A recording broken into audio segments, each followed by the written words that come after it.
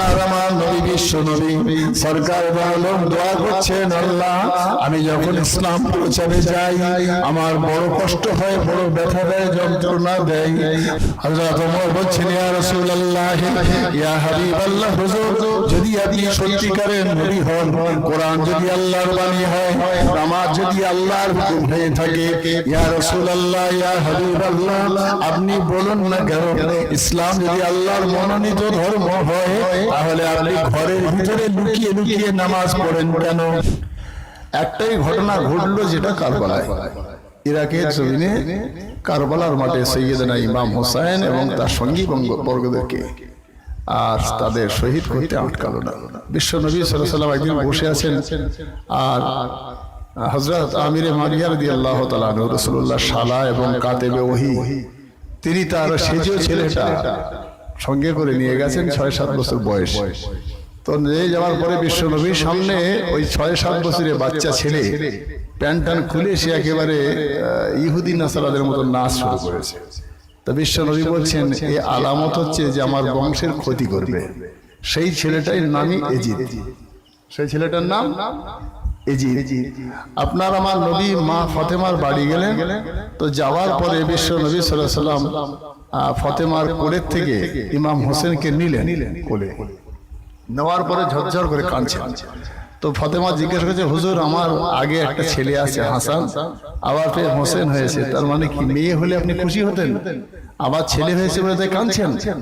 বিশ্বনবী বলছেন, মা আসলে সেই জন্য কান্না নয়, আমি কাঁদছি এই জন্য যে এই মাত্র জিবরাইল আলাইহিস সালাতু ওয়াস সালাম তোমার এই ছেলে হোসেন যেখানে শহীদ হবে সেই জায়গার রক্তমাখা মাটি আমার হাতে দিয়ে বলছেন যে হোসেন এখানে শহীদ হবে, সেই জন্য আমি কাঁদছি। তো রাসূল করিম সাল্লাল্লাহু আলাইহি ওয়াসাল্লাম ইশারা ইঙ্গিতে বলেই দিয়েছিলেন যে এজিদের দ্বারা এসব ঘটনা ঘটবে। আপনার আমার নবী সরকারে দো আলম হুজুর সাল্লাল্লাহু আলাইহি ওয়াসাল্লাম যখন মদিনার যে এয়ারপোর্ট বর্তমানে, ওটা এখন বর্তমানে রিয়াদ বলে, তো রিয়াদ নামক জায়গায় যেখানে এয়ারপোর্ট, ওই জায়গাটা গ্রামটার নাম হলো নাজদ, নোম জিম দাল, নজদ। নজদ মানে ওই গ্রামটার নাম ছিল তখন, সেটা এখন রিয়াদ এবং এয়ারপোর্ট হয়ে গেছে। ওই জায়গায় দাঁড়িয়ে বিশ্ব নবী হাত তুলে দোয়া করছেন ইয়ামান দেশের জন্য আর শাম দেশের জন্য। তৎকালীন সময় ইয়ামান এবং শামে সব থেকে বেশি ব্যবসা বিনিয়োগ হতো। তো সাহাবায়ে কেরামরা যেতেন, রাসূল যেতেন। তো যখন দোয়া করছেন তো একজন মহিলা, সেই মহিলাটা এসে বলছে, মোহাম্মদ আমাদের এই নজদের জন্য একটু দোয়া করো। তো হুজুর বলছেন, আল্লাহ নিষেধ করছেন এখানকার জন্য দোয়া করতে, আমি দোয়া করতে পারবো না। এখান থেকে দুটো শয়তানের সিং উদয় হবে। কোথা থেকে? নজদ থেকে।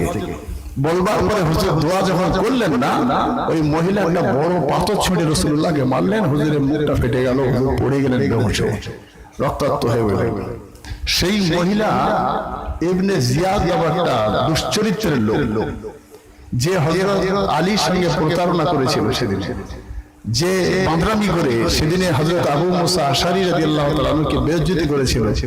এই ইবনে জিয়াদ নামক একটা মুনাফিক, সে অবৈধভাবে ওই মহিলাকে রেখে দিয়েছিল তার স্ত্রী বলি বকলবে। তারই ঔরসে একটা দুটো ছেলে, একটা ছেলে একটা মেয়ে হয়। সেই জারদ সন্তান দুটো, একটার নাম ওবায়দুল্লাহ আর তার বোন। এই ওবায়দুল্লাহর বোনটা অপরূপ সুন্দরী, তার প্রেমে পড়ে যখন এজিদ এই অঘটন ঘটাচ্ছে, সেই দিন ওই মেয়েটা বলেছিল যে আমার মা মুহাম্মাদের মুখে পাথর মেরে মুখ ফাটিয়েছিল, আর আমি বলছি যে সেই মুহাম্মাদের বংশ ধ্বংস করার জন্য তুমি যদি আমার ভালোবাসা বা বিয়ে করো তাহলে তোমাকে 3টে কাজ করতে হবে। এজিদ তাতে সই করলো ওই 3টে কাজ করার জন্য। এখন এজিদ বাহিনী আছে, আপনি ভাববেন না যে এজিদ মরে গেছে মানে আর এজিদ নেই, এজিদ ভর্তি দেশে। তো সই করার পরে 3টে শর্ত। হযরত ইমাম হোসেন শহীদ হয়েছেন, মর্মান্তিক এবং বেদনাদায়ক কষ্টদায়ক ঘটনা, ঠিকই, এটা তো অস্বীকার করার জায়গা রাখে না। কিন্তু ইমাম হোসেন রাদিয়াল্লাহু তাআলা আনহুর সঙ্গে 70 জন শহীদ হলো। ইমাম হোসেনকে 2 টুকরো করা হলো, তার গর্দানটা কেটে মাথাটা নিয়ে ওবায়দুল্লাহ একটু খেলালে, ছুরি ছুরি দিয়ে চাকুটা দিয়ে খোঁচাখুচি করলো। এটা তো কষ্টদায়ক একটা ঘটনা। কিন্তু আপনি ভাবলে অবাক হয়ে যাবেন যে রাসূল করিম সাল্লাল্লাহু আলাইহি সাল্লামের 10,000 সাহাবী মসজিদে নববীর ভিতরে দরজা লাগিয়ে তালা লাগিয়ে দিয়ে সব টুকরো টুকরো করে একেবারে বেলচে করে ঝুড়ি করে নিয়ে তাই ফেলে দেওয়া হলো। তার গোসল নয়, তার কাঁধা আপনার কাপড় নয়, তাপড় নয়, জানা তাদেরকে সব জান্নাতুল বাকিতে ফেলে দিল ওই এজিদ বাহিনী।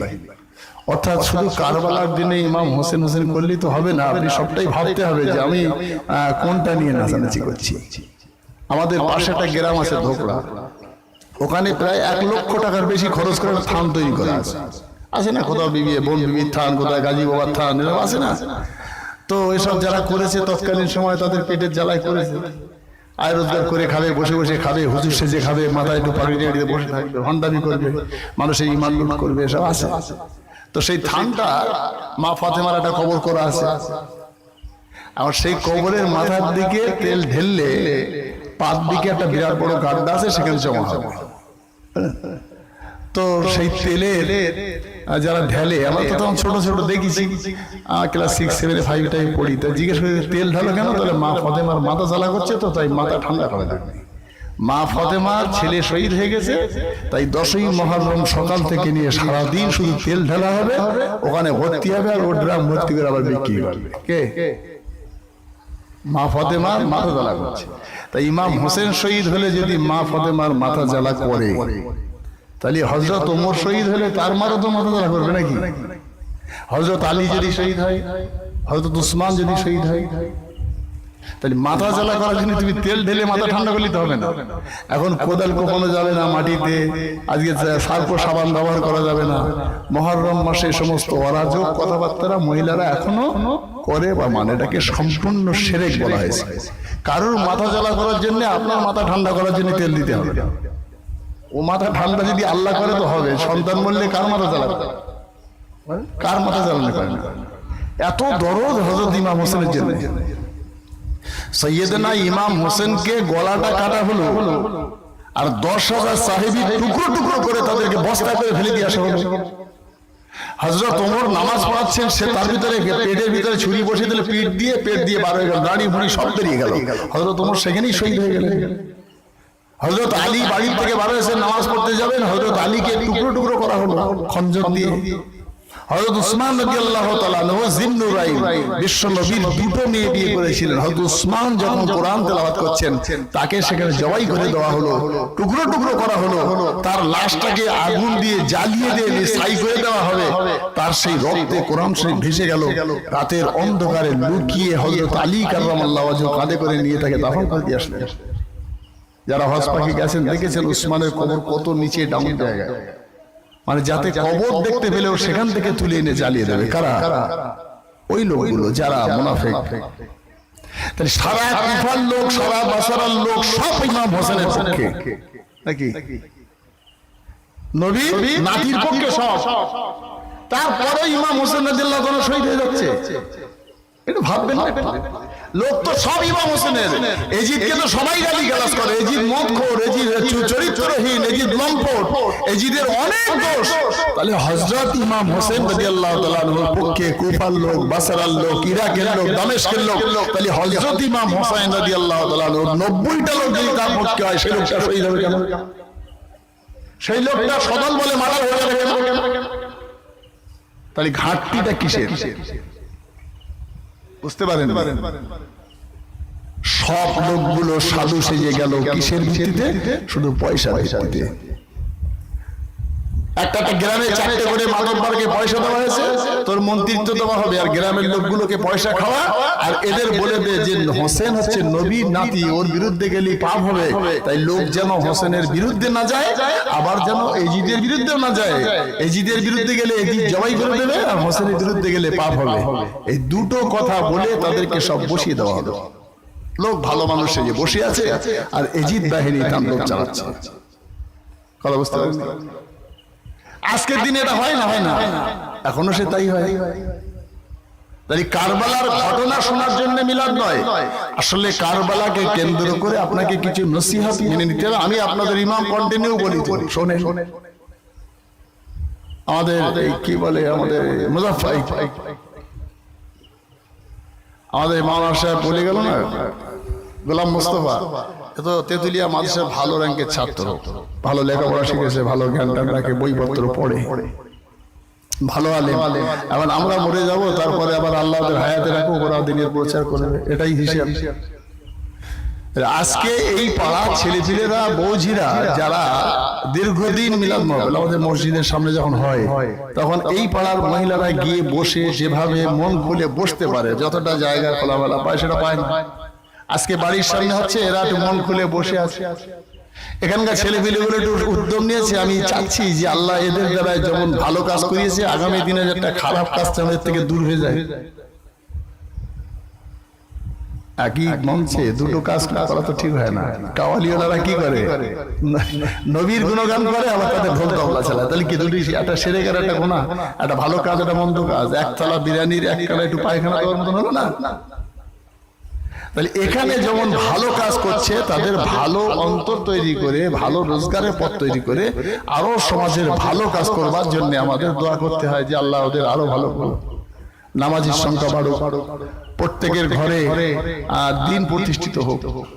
শুভ নববর্ষে আপনার আমার জন্য শরীয়তের বিধান, সেই বিধানটা হলো এটা যে যারা এই মাসে সুস্থ শরীরে দুটো রোজা করে, লাইলাতুল আশুরার রাত্রে ইবাদত বন্দেগী করবে, ইয়াউমে আশুরা ইবাদত করবে, আল্লাহর কাছে দোয়া চাইবে, আল্লাহ সেই দোয়া ফেরত দেবেন। এটাই আল্লাহর ওয়াদা। সেই দোয়াটা কি হবে, কেমন করে হবে, দোয়া কবুল হয়েছে কিনা তার নিদর্শন হিসেবে আমি বহুবার বলেছি। আজকে একটা ছোট্ট ঘটনা বলেছি অনেকবারই, একটু স্মরণ করে দিই। কোরআন শিখিয়েছে ওয়াযাক্কির ফাইন্না যিকরা তানফাউল মুমিনিন, একই কথা বারবার বলো, তাহলে ঈমানদারদের ঈমান তাজা হবে। আল্লাহর কোরআনে আল্লাহ বললেন ওয়াযাক্কির ফাইন্না যিকরা তানফাউল মুমিনিন, আল্লাহর কথাটা যতবার মানুষের বলবে, মানুষের হৃদয়ে তত গেঁথে যাবে, ঈমানদারদের তত উপকার হবে। জোরে বলেন সুবহানাল্লাহ। জানা কথাটাই জিকির, মানে তাকরার করা, বারবার বলা। বলি এটা দোয়া কবুলিয়াতের দোয়া। ভাইজান আমার, 9 রাত্রে আশুরার রাত্রে, যেদিনে 9 তারিখ হবে, সূর্য ডুববে আর রাত্রে চন্দ্র উদয় হবে। আল্লাহর কোরআন অনুযায়ী, নবীর হাদিস অনুযায়ী আশুরার রাত শুরু হলো, সূর্য উঠে যাবে, আশুরার দিন শুরু হয়, অর্থাৎ ইয়াউমে আশুরা। ইয়াউমুন মানে দিন, লাইলাতুল মানে রাত। ভাইজান আমার, আশুরার রাত্রে রাত 9টা 9:30টার সময় আপনার আমার নবী বিশ্ব নবী সরকার আলম দোয়া করছেন, আল্লাহ আমি যখন ইসলাম প্রচারে যাই, আমার বড় কষ্ট হয়, বড় ব্যথা দেয়, যন্ত্রণা দেয়। ওগো আমার আল্লাহ, মক্কার সবথেকে বড় গুন্ডা দুটো মাস্তান, এই দুটো মাস্তানের মধ্যে একটা যদি আমার পক্ষে চলে আসে, আমার ইসলাম প্রচার করতে বড় সুবিধা হবে। ওগো আমার আল্লাহ, দুটোর মধ্যে একটাকে তুমি হিদায়াত করে দাও। আল্লাহ রাব্বুল আলামিনের কাছে রাত 9টার সময় বিশ্ব নবী দোয়া করছেন, আর সেই মজলিসে মুসলিমীয় কয়েকজন সাহাবী, ওদিকে বেঈমান আবু জেহেল, আবু লাহাব, উতবা সাহেবা, এরা তখন আজকিনা স্কুল মাঠে হাজার হাজার মানুষ নিয়ে মিটিং করছে। এদিকে নবী দোয়া করছেন, ওদিকে ওরা মিটিং করছে। নবীর দোয়া হলো দুটোর একটা হেদায়েত হোক, আর আবু জেহেল ওদিকে মিটিং করে বলছে মুহাম্মাদের মাথাটা কাটতে হবে, মাদের মদের ব্যবসা বন্ধ করে দেবে, ওষুধের ব্যবসা বন্ধ করবে, চগলখুরিটা বন্ধ করে দেবে, ঘুষের ব্যবসা বন্ধ করে দেবে, আরে মুহাম্মাদের কাছে জোয়ার আসরটা বন্ধ করে দিতে চায়, আমাদের দেব দেবীর পুজো করতে দেবে না, অর্থাৎ মুহাম্মাদকে দুনিয়া থেকে সরিয়ে দিতে হবে। তোমাদের মধ্যে কে আছো বলো, যদি মুহাম্মাদের মাথাটা কেটে আনতে পারো, আমি আবু জেহেল ঘোষণা করে দিলাম তাকে 100 উট দেওয়া হবে আর 100 সোনার টাকা দেওয়া হবে। ওই জায়গায় দাঁড়িয়ে হযরত ওমর বলেছিলেন যে আমি মুহাম্মাদের মাথাটা আমি কেটে এনে দেব। নবী দোয়া করছিলেন, হয় আবু জেহেল নয় ওমর, দুটোর একটা হেদায়েত হোক। তাহলে নবীর দোয়া রাত্রে কবুল হলো কিনা তার প্রমাণ সাপেক্ষে আমি আপনাকে বলছি, ওমর চলে যাচ্ছে সকালে মাথা কাটার জন্য রাসূলুল্লাহ। অনেক লম্বা ইতিহাস তার মাঝখানে ঘটে গেল। আর ওমর ফিরে আসছে রাসূলুল্লাহর দরবারে। সাহাবায়ে কেরামগণেরা আতঙ্কিত হয়ে গেলেন, চমকে গেলেন যে হুজুর, এই দেশের সবথেকে বড় যোদ্ধা, এই দেশের সবথেকে বড় মাস্তান ওমর যখন আসছে দরবারে নিয়ে, আপনাকে বাঁচানো যাবে না, আমরা এতিম হয়ে যাব, আপনাকে ও শহীদ করে দেবে। তাই আপনি পারমিশন দেন, আমরা এক্ষুনি তীর নিক্ষেপ করা শুরু করি। আপনার আমার নবী বলেছেন, ইন্নাল্লাহা আলিমুম বিযাতিস সুদূর, অন্তর্যামী আল্লাহ, তাই আমরা তার অন্তরের খবর জানি না। ওমর কেন আসছে, তোমরা আন্দাজে কেন তীর ছুড়বে বলো? জোরে বলতে পারলেন না সুবহানাল্লাহ। আন্দাজে তীর ছুঁড়তে যেও না। ওমর কি জন্য আসছে, আমাকে মারতে আসছে না আসছে, তোমরা আন্দাজে বলছে কেন? হযরত ওমরে ফারুক আসলেন। আসবার পরে বিশ্বনবীর কদম মোবারকে তরবারিটা রেখে দিলেন।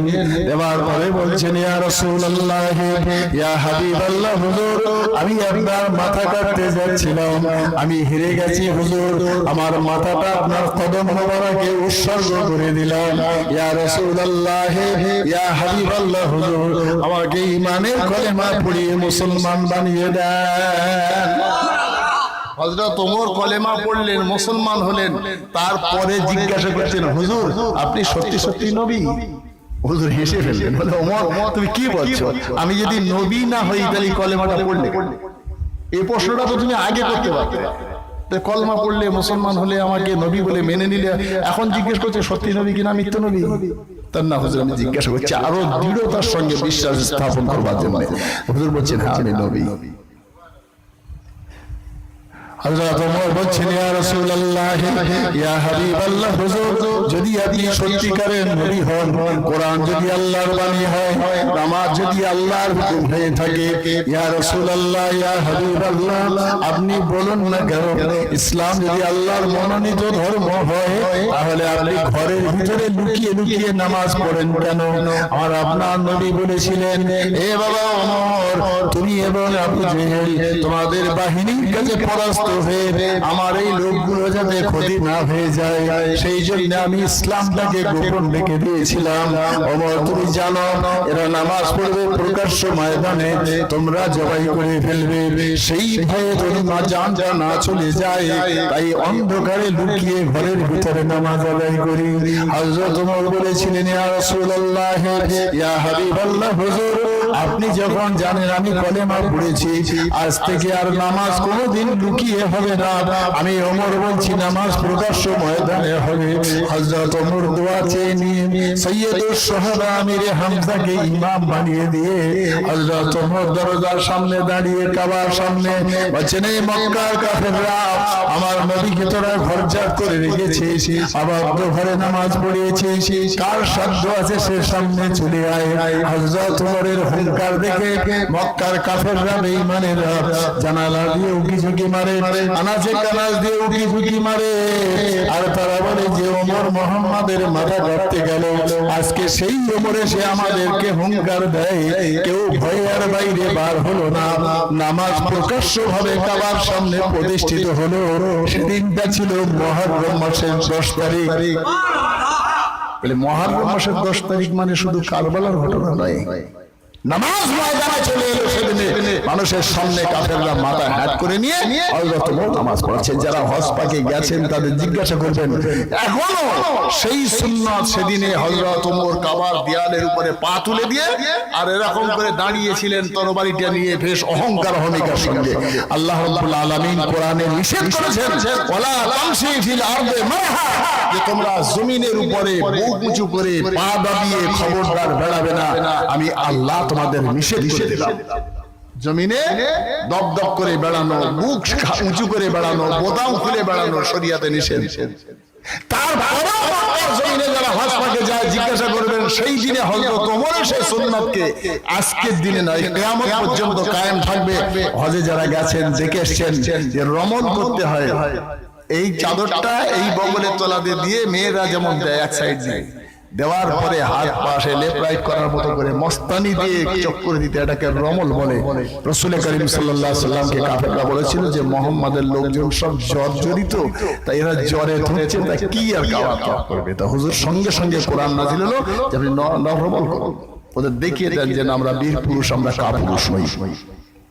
সেই ওমর সেদিনে রাদিয়াল্লাহু তাআলা আনহু যে পা দিয়ে কাবার দেয়ালে হুঙ্কার দিয়েছিলেন তরবারি নিয়ে, আজকের দিনে সেখানে এক পিস কাফের নেই। তারপরেও মক্কার কাবা ঘরের দরজার পাশে হাজারে আসওয়াদের উপরে সেখানে বেল্ট বাঁধা আছে চামে, সেই বেল্টটা ধরে সেখানে পুলিশ ওইভাবে দাঁড়িয়ে আছে আর মানুষ সব নামাজ পড়ছে। আপনারা বিবেকের সঙ্গে বলুন, জামাতে নামাজ পড়া 27 গুণ সওয়াব বেশি। জোরে বলেন সুবহানাল্লাহ। জামাতের সঙ্গে নামাজ পড়লে 27 গুণ সওয়াব বেশি যদি আপনার ঝালিগাছির মসজিদে হয়, তাহলে কাবায় লক্ষ লক্ষ মানুষের সঙ্গে নামাজ হচ্ছে আর পুলিশ নামাজ না পড়ে সেখানে ঝুলছে। কেন বলেন?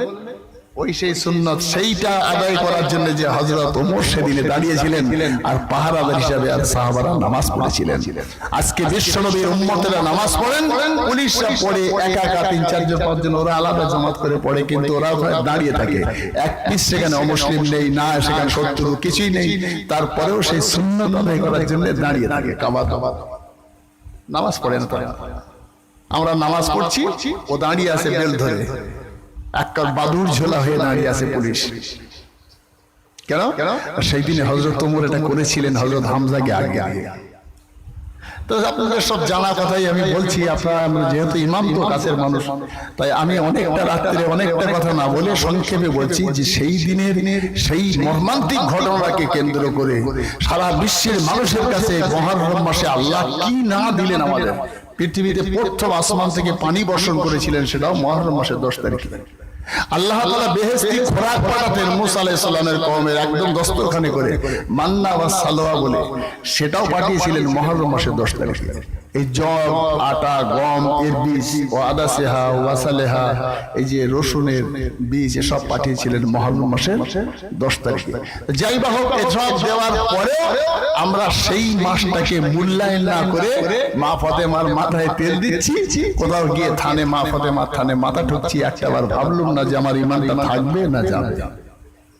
মানে রাসূলুল্লাহ বলছেন, যদি আমি সিজদা করা জায়েজ হতো আল্লাহ ছাড়া অন্য কোথাও, আমি সন্তানদের বলে দিতাম তোমার মা বাপের কদমে সিজদা।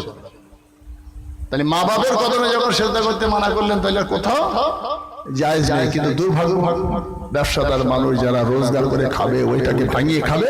সে আমার একটা প্রবাদ বা একটা কাহিনী পড়েছিলাম ইতিহাসে, আরবি সাহিত্যে কেতাবে পড়েছিলাম যে একজন পান সুপারিওয়ালার ব্যবসাদার, কাহিনীটা অনেকবার হয়তো বলেছি, মনে আছে হয়তো। তিনি ওই কাঠের বাক্সে পান সুপারি খয়ের দোক্তা সব নিয়ে বাজারে যায় প্রতিদিন। তো সেদিনেও যেতে যেতে মানে বিরাট পায়খানার বেগ পেয়েছে, তো বাক্সটা রেখে ও একটু দূরে গিয়ে একটা ডোবায় বাথরুম করে তারপরে তার কাজ সেরে এসে দেখছেন যে পানের উপরে, চুনের উপরে, সুপারিতে শিয়ালে পায়খানা করে চলে গেছে। বিবেকের কাছে প্রশ্ন হচ্ছে, কত নামাজি মানুষ খাবে, কত পরেশগার মানুষ খাবে, তাই শিয়ালের পায়খানা করা পান সুপারি চুন যতটা লেগেছে সেগুলো খুঁটে খুঁটে তুলে রাস্তার পাশে ফেলে রেখে দিয়ে ও বাজারে চলে গেছে। বাজার করে যখন ফিরবেন সে তো রাত হবে, রাত 9টা 10টা। বাজারে তো শুধু পানওয়ালা যায় না, এরপরে সবজিওয়ালা যাচ্ছেন, তার খেতে দুটো বেগুন নিয়ে, দেখে কাঁচা পান সুপারি। ও ভাবছে এখানে কোনো আল্লাহওয়ালা লোক টোক নিশ্চয়ই হবে, থাকে, সে না খেয়ে তাহলে এখানে থাকে কেন? বলে ও আবার দুটো বেগুন দিয়ে গেছে, একজন পটলওয়ালা দুটো পটল দিয়ে গেছে, এরকম করে করে বিরাট একটা টাল মালের হয়ে গেছে। ওই পান সুপারিওয়ালা রাত্রে ফেরার সময় দেখছে যে মালের এখানে একটা বোঝা, কি নেবে? বাড়ি এসে দুই বাপ বেটায় যুক্তি করে 4টে ইট দিয়ে উপরে কাগজ টাগজ দিয়ে কায়দা করে লিখে দিয়েছে। কি লিখবে?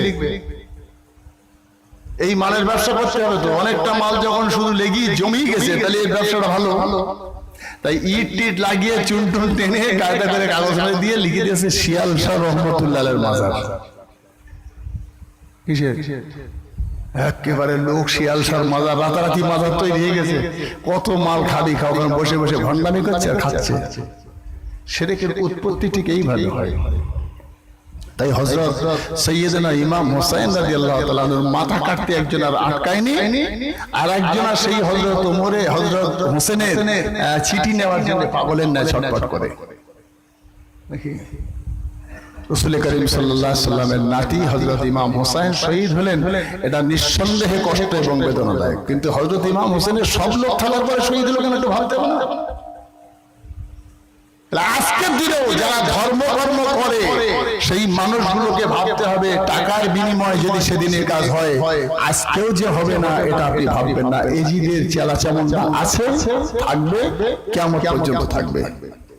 হযরত মুসা আলাইহিস সালামের কওমের লোকেদের একটা কাহিনী, মশহুর কাহিনী, আমি আপনাদের সব বারবার বলবো। আর সেই কাহিনীটা শুনবার পরে সমস্ত মানুষ আমরা এক কথায় জানি যে সারা পৃথিবী থেকে রাসূলুল্লাহ সাল্লাল্লাহু আলাইহি ওয়াসাল্লাম যেটাকে উৎখাত করে স্বর্ণ যুগের আবিষ্কার করতে চেয়েছিলেন, সেই জিনিসগুলো উৎখাত করে রাসূল চলে গেলেন। আর সেই জিনিসটাই আজকের দিনে আমাদের মধ্যে প্রতিষ্ঠিত হলো। তাই নবী করিম সাল্লাল্লাহু আলাইহি ওয়াসাল্লাম বলেছেন, ইজা বুসসাল আমরু ইলা গায়রি আহলিহি ফান্তাজিরিস সাআ। কিয়ামতের নিদর্শন হলো এটা, যেটাকে আমি উৎখাত করে সমাজটাকে সুন্দর করেছি, সেটাই সমাজে প্রতিষ্ঠিত হবে। তখন জানবে যে কিয়ামত কাছে কাছে। রাসূল করিম সাল্লাল্লাহু আলাইহি ওয়াসাল্লামের দ্বীন প্রচারে বাধা দিয়েছিলেন যারা, তারা কারা? হযরত দাউদ আলাইহিস সালামের কওমের লোকেদেরকে আল্লাহ তাআলা বাদত তৈরি করে দিলেন। কেন? তারা তো মানুষ, আশরাফুল মাখলুকাত, আল্লাহ নিজে হাতে তৈরি করেছেন মানুষ জাতিকে। আল্লাহ কসম করে বলছেন, লাকাদ খালাকনাল ইনসানা ফি আহসানি তাকওয়িম, আমি নিজে হাতে মানুষকে তৈরি করেছি এবং সবচেয়ে সুন্দর করে তৈরি করেছি। আর সবথেকে বড় সৌভাগ্যবান যে আমাদের জন্য বিশ্ব নবী হযরত মুহাম্মদ সাল্লাল্লাহু আলাইহি ওয়াসাল্লাম একজন নবীকে পাঠিয়েছেন। আমরা সেই নবীর উম্মত, যে নবীর উম্মত হওয়ার জন্য নবীরা আফসোস করেছিলেন। তাই সৌভাগ্যবান আমরা যে আমরা আখিরি জামানার নবীর উম্মত। আজকে আপনি আমি সেই ধর্মের মানুষ হওয়ার পরেও আমি সমাজটাকে সুন্দর করে গড়বার জন্য আপনাকে কতটা ত্যাগ স্বীকার করতে হবে। আপনাকে তো ভাবতে হবে যে কতটা ত্যাগ স্বীকার। বিশ্ব নবী হযরত মুহাম্মদ সাল্লাল্লাহু আলাইহি ওয়াসাল্লাম সুলাহ হুদাইবিয়া একটা জায়গার নাম, সেখানে চুক্তি করে চলে গেলে আবু জেহেলরা আবু সুফিয়ান শর্ত দিল, চাচা যে মুহাম্মদ এখান থেকে ফিরে যাও, মক্কায় ঢুকতে দেওয়া হবে না। বিশ্ব নবী কাঁদতে কাঁদতে আবার মদিনায় ফিরে গেলেন, ঢুকতে দেয়নি মক্কায়। এক বছর বাড়ি ছাড়া হওয়ার পরে রাসূল ফিরে যাচ্ছেন। অনেক শর্তের ভিতরে একটা শর্ত ছিল, মুহাম্মদ শোনো, আমার মক্কার কাফেররা যদি মদিনায় চলে যায় কোনো কারণে, সযত্নে খাইয়ে জামাই আদরে আবার মক্কায় ফেরত দিতে হবে। আর মদিনার মুসলমানরা যদি মক্কায় ঢোকে তাহলে আমরা বন্দী করতে পারি, চাকর বানাতে পারি, জবাই করে দিতে পারি। একটা পাগলে মেনে নেবে এই কথাটা? কথা বলেন না, একটা পাগল মেনে নেবে আমি তোমার বাড়ি যাবো, তুমি জমাই আদরে আমার খাইয়ে ছেড়ে দেবে, আর তুমি আমার বাড়ি আসলে তোমার জবাই করে দেবে? হয়? এটা পাগলও বলে না। বিশ্বনবী হযরত মুহাম্মদ সাল্লাল্লাহু আলাইহি ওয়াসাল্লাম সেই কাগজে সই করছেন যে হ্যাঁ চাচা তুমি যেটা বলছো আমি সেটা মেনে নিলাম। মক্কার কাফেররা আমার মদিনায় ঢুকলে আমি সযত্নে খাইয়ে পরিয়ে আমার বর্ডার পর্যন্ত পৌঁছে দিয়ে যাব। বর্ডার পর্যন্ত নবীর নানির যে বাগান, সেই খেজুর বাগানটার নাম মসজিদ তৈরি করা আছে একটা, সেই মসজিদটার নাম জুল হুলাইফা। হাজী সাহেবরা সেখানে এসে এহরাম বাঁধে, এটা বর্ডার, এখানে যদি এহরাম না পড়ে তাহলে মক্কায় ঢুকতে দেবে না কাউকে। বুঝতে পারছেন? সেই বর্ডার জুল হুলাইফা নবীর নানির নাম, তারই বাগানে একটা মসজিদ। হাজী সাহেবরা সেখানে গিয়ে গোসল করুক, ওযু করুক, ওখান থেকে এহরাম পড়বে, 2 রাকাত নামাজ পড়বে, তারপর মক্কায় ঢুকতে পারবে, তার আগে ঢুকতে পারবে না। এই বর্ডার পর্যন্ত মক্কার কাফেরদের খাইয়ে পরিয়ে ঢুকি ফিরে দিয়ে যাবে কে? বিশ্বনবী হযরত মুহাম্মদ সাল্লাল্লাহু আলাইহি ওয়াসাল্লাম, তার লোকজন। কিন্তু মদিনার মুসলমানরা মক্কায় ঢুকলে ওরা জবাই করবে, বন্দী করবে, জেলখানা রাখবে, ওরা ওদের ব্যাপার। এটা মেনে নেওয়া যায়? সাহাবারা তো বিরোধিতা করছেন, হুজুর আপনি সই করছেন কেন এতে? তার হুজুর বলছেন, বাবা আমি তোমাদের নবী বলছি, আমি তোমাদের নবী বলছি, আমি মুহাম্মদ ইবনে আব্দুল্লাহ না, মুহাম্মাদুর রাসূলুল্লাহ বলছি। জোরে বলতে পারলেন না? অর্থাৎ আমি যদি মুহাম্মাদুর রাসূলুল্লাহ সইটা করি, তোমরা বিরোধিতা করলে তোমাদের ঈমানের ক্ষতি হবে, অর্থাৎ তোমরা বিরোধিতার জায়গায় যেও না। আমি তোমাদের নেতা, আমি তোমাদের রাহবার, তোমাদের মঙ্গল কামনা করে আমি সই করে দিলাম, তোমরা এটা মেনে নাও। নিঃসন্দেহে আল্লাহ এর ভিতরে ভালাই রেখে দেবেন। ওদের সই করে দিলেন, চলে গেলেন। বেঈমান আবু সুফিয়ান রাসূলুল্লাহকে পরীক্ষা করবার জন্য 4 জনকে পাঠিয়ে দিলেন মদিনায়। যা দেখ সই সমত করে গেছে, এরা গেলি ব্যবহারটা কি? 4 জন গেল পরীক্ষা করার জন্য। বিশ্বনবী বললেন সাহাবীদেরকে, শোনো, আমার বাপের দেশের লোক আমার জন্ম ভিটের লোক, মক্কার লোক এসছে, ওদের যত্ন করে খাওয়াবে, পড়াবে, যেমন ক্ষমতা তেমন, আর যতদিন থাকবে যেন উৎস হয়ে না, ওরা স্বইচ্ছা যখন যেতে চাইবে ওদের মদিনা মক্কার বর্ডার পর্যন্ত পৌঁছে দিয়ে আসবে। জোরে বলতে পারলেন না? আবার মদিনার মুসলমানরা গেলে ওরা জবাই করে দেবে। হুজুর সাল্লাল্লাহু আলাইহি সাল্লামের কথা মোতাবেক সাহাবীরা খাওয়াচ্ছেন, যত্ন করছেন, রাখছেন, আর ভাবছেন নবী কেন এই শর্তটা মেনে নিলেন, ভাবাই যায় না। আল্লাহ নবী সাহাবীরা যত্নে খাইয়ে ইচ্ছাধীন তারা থাকলো, বদমাইশও চেষ্টা করলো। তারপরে যখন বলছে আমরা দেশে ফিরে যাব, বিশ্ব নবীর সাহাবীরা সযত্নে বর্ডার পর্যন্ত দিয়ে গেল। যাওয়ার পরে তারা বাড়িতে ফিরলো।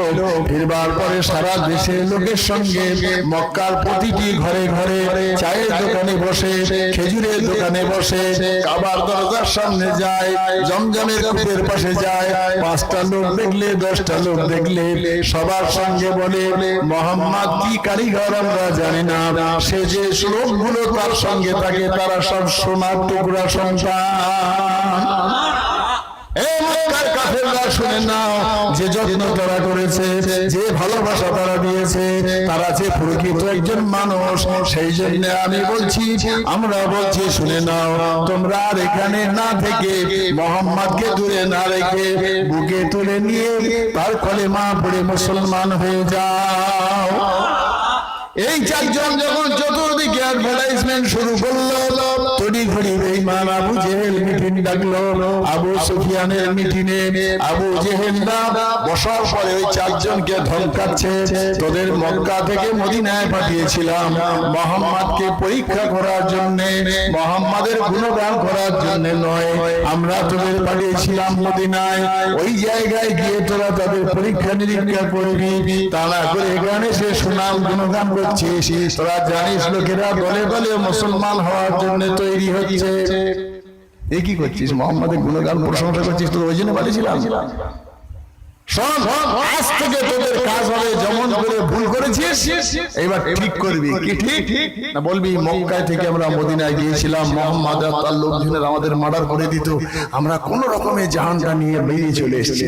একদম ডাহা মিথ্যা কথা সাজিয়ে এদেরকে পেশাব দেওয়া হলো। এরা হ্যাঁ আর না কিছুই না বলে মাথাটা হ্যাট করে সব উঠে গেল। সেই 4 জন লোক উঠে যাওয়ার পরে রাতের অন্ধকারে সবার ঘরে ঘরে যাচ্ছে যে ডাহা মিথ্যে কথা বলতে পারবো না, ওরা কোনো অন্যায় করেনি, মার্ডার ফার্ডার কিছুই নাই, ওদের যত্ন, ওদের ভালোবাসা, ওদের যে তাজিম, ওদের সম্মান আমরা জীবনেও ভুলতে পারবো না। সেই জন্য যদি প্রকৃত মানুষ হতে চাস, কে কে যাবি চল, ভোরবেলা আমরা বেরোচ্ছি। দলে দলে লোক রাসূলুল্লাহর কাছে যেতে লাগলো আর ইসলাম গ্রহণ করতে লাগলো। কথা বোঝা যাচ্ছে? শর্ত দিয়েছিলেন, সাহাবারা বলছেন হুজুর আপনি যখন সই করছিলেন আমরা ভাবছিলাম হুজুর কেন সই করছেন, আজকে বুঝতে পেরেছি যে সইটা আপনি কেন করেছিলেন। মহতারাম, আপনি আর আমি শুধু জিতে যাব ভাবলে হবে না, হেরে যেতে হবে, তারপর জিততে হবে। হারলেই জিত, না হারলে জেতা যাবে। রাসূল করিম সাল্লাল্লাহু আলাইহি ওয়াসাল্লাম শুধু হেরে গেলেন আর রাসূলকে আল্লাহ জিতে দিলেন। রাসূল তাদের কাছে শুধু হেরে গেলেন আর আল্লাহ তাদের জিতে দিলেন। আপনি আর আমি জানি বাচ্চারা গজল বলে বিশ্ব নবী নাকি এতিম ছিলেন, গরিব ছিলেন, এসব বলে না গজলে। আমার নবী এতিমও ছিলেন, গরিবও ছিলেন। নবী গরিব ছিলেন, যার দাদার ভিটে থেকে হাজার হাজার গাড়ি যাচ্ছে একটা খামার থেকে, যে মুহাম্মদ সাল্লাল্লাহু আলাইহি সাল্লামের দাদার ভিটে বিরাট কাবা শরীফ হাজার হাজার বিঘে জমির উপর, তাহলে সেই আব্দুল মুত্তালিবের নাতি গরিব হয়? গরিব কে বলে? নবী ধনী লোক ছিলেন, বিশ্ব নবী মুসলমানদের নব মুসলিমদের ঘর বাড়ি তৈরি করতে, আশ্রয় বানাতে, কাপড় কিনে দিতে, খাওয়া পড়া দিতে নিজে গরিব সেজেছিলেন, গরিব হননি। রাসূলকে গরিব করেনি আল্লাহ, হুজুর গরিব হয়েছিলেন দিতে। তাহলে গরিব হওয়া আর গরিব থাকা দুটো তো এক নয়। মা খাদিজাতুল কুবরা সারা আরব দেশের সবথেকে ধনী মহিলা, আর তার সব অর্থটা নিয়ে বিশ্ব নবী বলছেন খাদিজা তোমার এই অর্থ তুমি নিঃসন্দেহে জানো আমি তোমার স্বামী, আমি গরিবী হালতটা ভালোবাসি, তাই আমার সম্পদ আমি যখন সবাইকে দিয়েছি তোমারটা। মা খাদিজা বলেছিলেন ইয়া রাসূলুল্লাহ যখন আপনাকে স্বামী বলে গ্রহণ করেছি সেদিন থেকে আমার সম্পদ সব আপনাকে দিয়ে দিয়েছি। রাসূল সব বিলি করে দিলেন। মুহতারাম, খালি হাত আর পা নিয়ে আমরা দুনিয়ায় এসেছি, আর এটা নিয়ে হবে। দেখবেন এক শ্রেণীর মানুষ বসলে দু তিনজনা রাজনীতি নিয়ে ব্যস্ত, এক শ্রেণীর মানুষ বসলে তারা জমি জায়গা নিয়ে ব্যস্ত, এই 10 কাঠা, ওই 5 কাঠা, ওই 3 কাঠা, ওই 2 কাঠা, ওই উপর ফারাজ, ওই এই সেই। এক শ্রেণীর মানুষ বসলে বল খেলার গল্প, এক শ্রেণীর মানুষ বসলে সেই ফ্রি ফায়ারের গল্প, এক শ্রেণীর মানুষ বসলে ঘাসলে ব্যস্ত, এক শ্রেণীর মানুষ বসে 5-6 জন বসলে তারা ফুল নিয়ে ব্যস্ত। তার মানে কি, যারা যে কাজে রত থাকে তারা তাই নিয়ে ব্যস্ত থাকে। তাই মুহতারাম, আমি আপনাকে বলছি, এই সব ব্যস্ততার ভিতর দিয়ে আপনার সব থেকে বড় ব্যস্ততা হবে এই ফকিরের মতের পিছিয়ে। আমরা বলে ফকিরের মত বোঝেন তো, যারা এই গাঁজা টাজা খায়, কাওয়ারি করে, ওরা বলে একদম গাফিল তো হারগিজ কাফির। তার মানে হৃদয়টাকে আল্লাহ ভোলা কখনোই করো না, করলেই শয়তান তোমার হৃদয় দিয়ে বাসা বাঁধবে। সেই জন্য যাই করি তাই করি আমার আপনার অন্তরে যেন সর্বক্ষণ আল্লাহ স্মরণটা থাকে, আর আল্লাহ স্মরণ যদি থাকে আপনার দ্বারা অন্যায় কাজটা কম হবে। মুহতারাম, এই মহল্লা ছেলেপেলেদের জন্য আমরা খাস করে দোয়া করি, যে কাজের শুভ সূচনা করেছে শুভ নববর্ষে, মহান আল্লাহ যেন এদের এই নেক মাকসাদ পুরো করে। এই মহল্লা থেকে দেখতে দেখতে আমাদের জামিল মিয়া, খুদেন ভাই, ওয়াহেদ মালাকাটা ভাই, এরা সব টুকটাক করে মারা গেল যারা, তাদের জন্য একটু খাস করে দোয়া করতে বলা হয়েছে। কয়েকটা খতম শরীফ পড়া হয়েছে, সেগুলো দোয়া খায়ের করা হবে। আল্লাহ যেন আজকের এই মাহফিল কবুল করে নিয়ে আমাদের সবার জন্য নাজাতের ওসিলা বানিয়ে দেয়। আমি আপনাদের ইমাম, তাই ইতি বিক্ষিপ্ত ভাবে যা বলেছি, মহান আল্লাহ যেন আমার বলা আর আপনার শোনা দুটোকে অ্যাডজাস্ট করে নিয়ে আল্লাহ কবুল করে নেন। সবাই বলে আল্লাহুম্মা আমিন। নিশ্চয়ই মিলাদ মাহফিলে শুনেছেন, আমিও বলেছি যে রাসূল পাক সাল্লাল্লাহু আলাইহি ওয়াসাল্লাম বসে আছেন, একজন মহিলা এসে বলছে, হুজুর আমার ছেলেটা বড্ড জ্বালাতন করে, মিষ্টি খায়, মধু টধু খেতে চায়, গুড় টুড় চিনি টিনি খেতে চায়। তা আমি তো খুব গরিব, আমার স্বামী নেই, আমি অসহায় মানুষ, তা আমি কোথা থেকে জোগাড় করে, আপনি একটু ওর একটু তাবিজ কবজ করে দেন, ঝাড়িয়ে দেন। বিশ্বনবী কি বলেছিলেন যে মা তুমি চলে যাও, 1 সপ্তাহ পরে এসো। তা সে চলে গেল, যাওয়ার পরে মহিলা আবার 1 সপ্তাহ পরে এসছেন, আসার পরে বলছেন, বাবা, মাথায় হাত রেখে বলছেন, বলে বাবা তুমি মিষ্টি ফিষ্টি করে জ্বালাতন করো না, তোমার মা বেওয়া মানুষ, স্বামী নেই, রোজগার কম, তোমার কোথা থেকে জোগাড় করবে, তুমি উৎপাত করবে না তোমার মায়ের কাছে, যাও যাও। তো সে মহিলা বলছে, হুজুর তো এই কথাটা সেই দিন বললি তো হতো নাকি, একটাই তো কথা, সেদিন বললে হতো না, তা আমাদের 1 সপ্তাহ দেরি করলেন। হুজুর বললেন, মা আমি নিজেই মিষ্টি খাই, মধু খাই, এখন আমি যদি না ত্যাগ করে ওর বলি তাহলে ও শুনবে না, সেই জন্য আমি আগে ছেড়েছি, তারপর বলেছি। বলা সহজ, বলার আগে ছাড়তে হয়। আমি মাঝরাতে বিশ্বে খুব জ্বালাতন করতাম মাঝে সাথে, আমি বলি, হুজুর আপনি তো দেখেছি শুধু সেই একই তাবিজ দেন সব রোগের। তো হুজুর বলেছিলেন, আকলে হালাল সিদকে মাকাল, সত্য কথা বললে আর হালাল খাদ্য খেলে মাওলানা সাহেব তাবিজ এটা দিই, ওটা একটা ওসিলা, আসলে বলে ফুঁক দিলে, বলছে জবান ঠিক করে ফুঁক দিলে অতি কাজ হয়ে যাবে। তো নিশ্চয়ই আমরা সবাই জানি আমরা কতটা হালাল খাই, হারাম খাই, না খাই জানি না, সবাই বুঝি। আমরা সবার একটা মারাত্মক রোগ, অন্যের দোষ আমরা দেখতে পাই, নিজেরটা দেখতে পাই। নিজেরটা দেখলে আপনি সংশোধন হয়ে যাবেন। যখনই কারোর বিরুদ্ধে আঙুল তুলবে ভেবে দেবেন যে আমার কি আছে, তাহলে আর অন্যের বিরুদ্ধে আঙুল উঠবে না, উঠবে। প্রত্যেকের থেকে বিচ্ছিতি আছে, প্রত্যেকের ঘরে ভুল ত্রুটি আছে, আমার জামাই খারাপ হতে পারে, আমার মেয়ে খারাপ হতে পারে, আমার নাতনি খারাপ হতে পারে, আমার পত্নী খারাপ হতে পারে, এবং বাচ্চা বাচ্চা আসে তারা সায়না হলে খারাপ হতে পারে পরে। তাহলে আমার হা করার দরকার নেই, হা করলেই তো মাছি যাবে নাকি, তা মাছি যাতে না যায় মুখটা মুড়ে রাখা ভালো।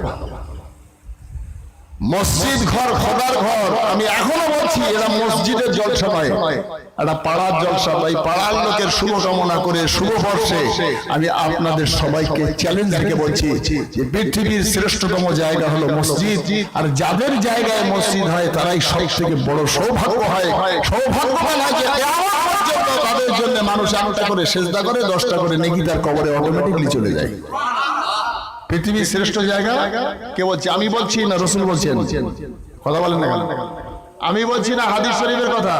বিশ্ব নবী বলেছেন আফজালুল মাওয়াজি আল মসজিদ, পৃথিবীর সবথেকে শ্রেষ্ঠ জায়গা হলো মসজিদ, আর কাবা শরীফ হলো তার কলিজা, কাবার শাখা সারা পৃথিবীর মসজিদ। জোরে বলেন।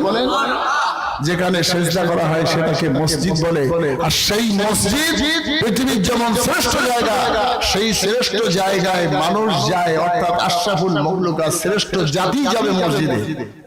কথা বুঝতে পারেননি? শ্রেষ্ঠ জায়গায় শ্রেষ্ঠ জাতি যায়, কি করতে যায়? আফজালুল ইবাদাতি as-সালাত, শ্রেষ্ঠতম ইবাদত করতে। জোরে বলতে পারলেন না? হজকে শ্রেষ্ঠ ইবাদত বলা হয়নি, রোজাকে বলা হয়নি, যাকাতকে বলা হয়নি, শহীদ হওয়াকে বলা হয়নি, মুফাসসিরকে বলা হয়নি, মুহাদ্দিসকে বলা হয়নি। আল্লাহর কোরআন এবং নবীর হাদিস অনুযায়ী বলা হয়েছে আফজালুল মাওয়াজিল মসজিদ as-সালাতু ইমাদুদ্দিন। ইসলাম ধর্মের মূল স্তম্ভ হলো নামাজ। আর একবার জোরে বলুন সুবহানাল্লাহ। সেই নামাজ প্রতিষ্ঠিত করে যে জায়গাটাই তাকে বলে মসজিদ। মসজিদকে সোনার লকার বলা হয়েছে। পৃথিবীর শ্রেষ্ঠতম সম্পদ তো সোনা, সেইটা যে লকারে রাখা হয় সযত্নে মোটা অঙ্কের তালা মেরে, ঠিক মসজিদটাকে লকার বলা হয়েছে। আল মিরাজুল মুমিনিন, ঈমানদাররা যখন মসজিদে গিয়ে সিজদায় যায় সুবহান রাব্বিয়াল আলা সুবহান রাব্বিয়াল আযীম বলে, বিশ্ব নবী বলছেন সে যেন আল্লাহর সঙ্গে কথা বলছে। রাসূলুল্লাহ বলছেন মিরাজ হচ্ছে ঈমানদারদের মিরাজ স্বরূপ। তাহলে মিরাজ আল্লাহর সঙ্গে কথোপকথন করার জায়গা কোথায়? মসজিদ।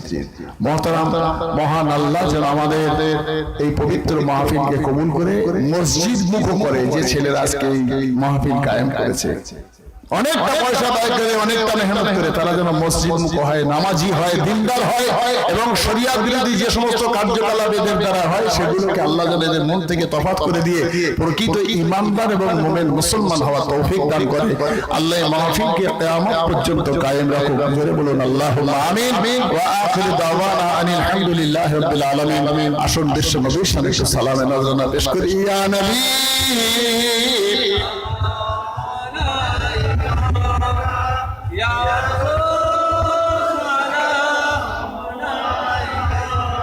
या हबीब सलाम सलावतुल्लाह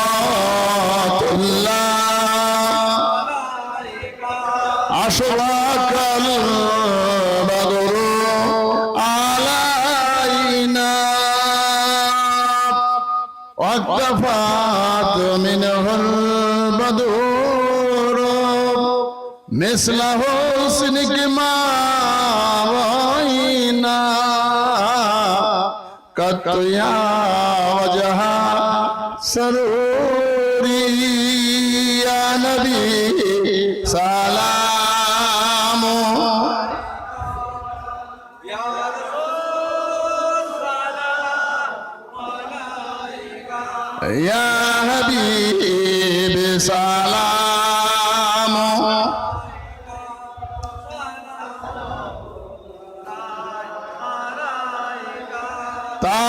তায়েফের দুষ্ট ছেলেরা আমার নবীকে পাগল বলিয়া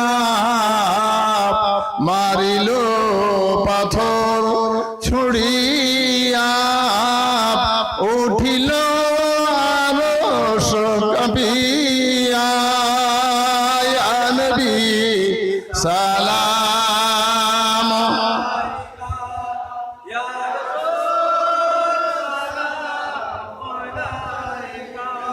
ইয়া হাবিব সালাম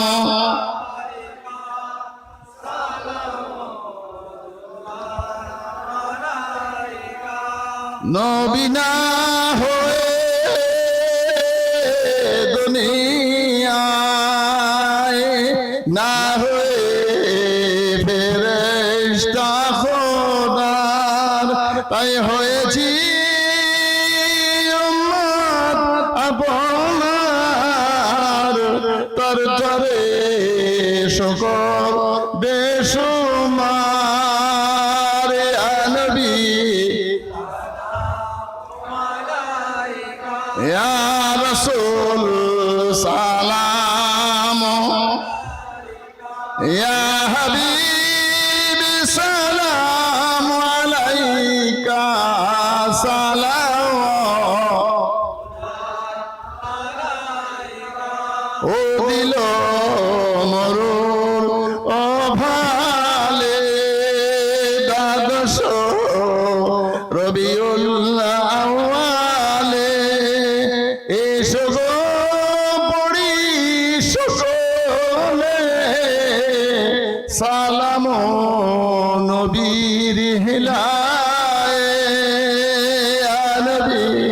সালাম ইয়া রাসূল সালাম আলাইকা ইয়া হাবিব সালাতুল্লাহ ইয়া রাব্বি সাল্লাল্লাহু برغزيد نبي برابن مدام بلغ العلا بكماله كشف الدجى بجماله حسنت جميع خصاله صلى عليه وآله সবাই বিসমিল্লাহর সাথে সূরা ফাতিহা আলহামদুলিল্লাহ শরীফ 3 বার 5 বার কুল আল্লাহ আর 11 বার দুরূদ শরীফ পড়েন এই খোকারা তাবাহুম্মা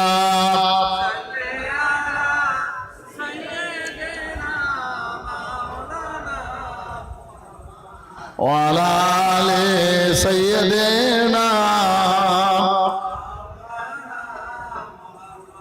صل على محمد صل على محمد ہر دم زبان سے نکالو پاک نام محمد اللہم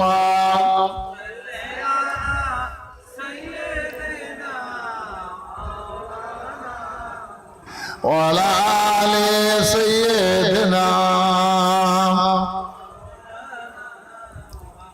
اللهم آمين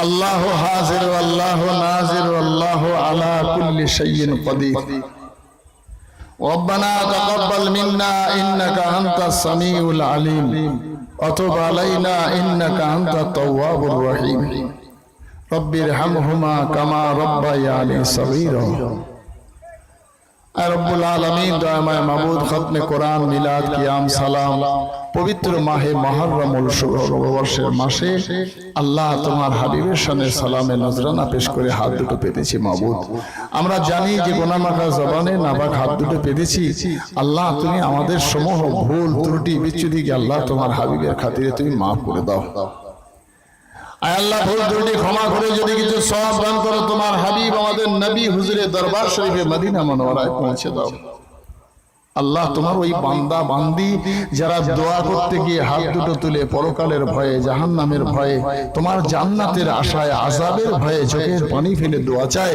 তুমি তো ওয়াদা করেছো তার চোখের পানি তুমি ফেরত দেবে না আল্লাহ তাই দয়াময় মাবুদ মেহেরবানি করে তুমি আমাদের সমূহ দোয়াকে কবুল করে নাও আল্লাহ রব্বুল আলামিন আল্লাহ এসব তোমার হাবিবের ওসিলায় বাপ আদম মা হাওয়া থেকে নিয়ে যত নবী রাসূল পৃথিবীতে এসেছিলেন তাদের সবার রূহ মুবারকে সবগুলো পৌঁছে দাও জান্নাতুল বাকি জান্নাতুল মুআল্লায় আয় আল্লাহ খাস করে শহাদায়ে কারবালা সাইয়্যিদনা ইমাম হোসেন রাদিয়াল্লাহু তাআলা আনহু এবং তার সঙ্গী বর্গদের সবগুলো পৌঁছে দাও ও দয়াময় আল্লাহ তরিকাতের পীর মুর্শিদ মাযহাবের ইমামগণের নিয়ে সবগুলো পৌঁছে দাও বড় পীর আব্দুল কাদের জিলানী খাজা গরিবে নওয়াজ কুতুবউদ্দিন কাকি নিজামউদ্দিন আউলিয়া ফরিদউদ্দিন গঞ্জে শকর মুজাদ্দিদ আল বেসানি সানাউল্লাহ বাণীপতি হুজুর দিকে দিয়ে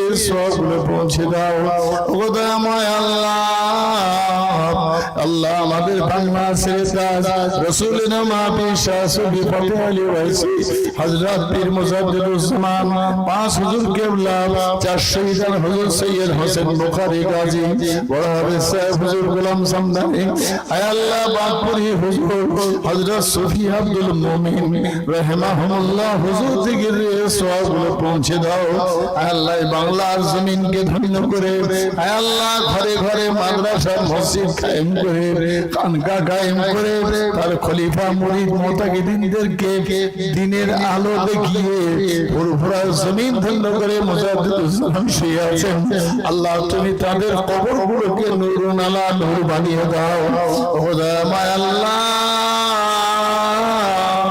আমরা যারা হাত তুলেছি আমাদের মা বাপ, দাদু দাদি, নানা নানি, শ্বশুর শাশুড়ি, ভাই বোন, কারো বা স্বামী, কারো স্ত্রী দুনিয়ার জমিন থেকে চিরবিদায় নিয়ে চলে গেছে। আল্লাহ পবিত্র শুভ নববর্ষে তাদের কবরগুলোকে জান্নাতের টুকরা বানিয়ে দাও। আল্লাহ তাদের জীবনের গুনাহগুলো মাফ করে দাও।